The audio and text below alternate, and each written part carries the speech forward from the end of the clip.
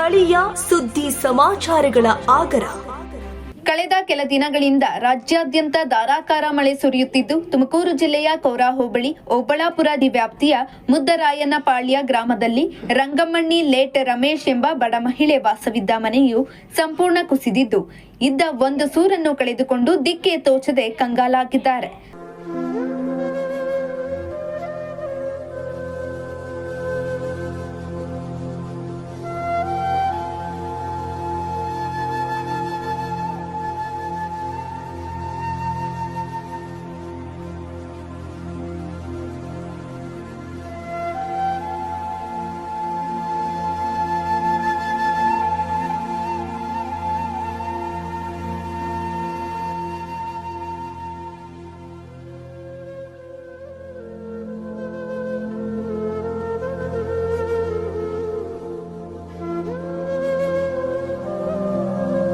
ಇನ್ನು ಮನೆಯನ್ನು ಕಳೆದುಕೊಂಡು ಕಂಗಾಲಾಗಿರುವ ಬಡ ಮಹಿಳೆಗೆ ಸರ್ಕಾರ ಹಾಗೂ ಜನಪ್ರತಿನಿಧಿಗಳು ಇತ್ತ ಗಮನ ಹರಿಸಿ ರಂಗಮ್ಮಣ್ಣಿಯ ನೆರವಿಗೆ ಬಂದು ಸೂರು ಕಲ್ಪಿಸಿಕೊಡುವಲ್ಲಿ ನೆರವಾಗಬೇಕೆನ್ನುವುದು ನಮ್ಮ ಆಶಯ.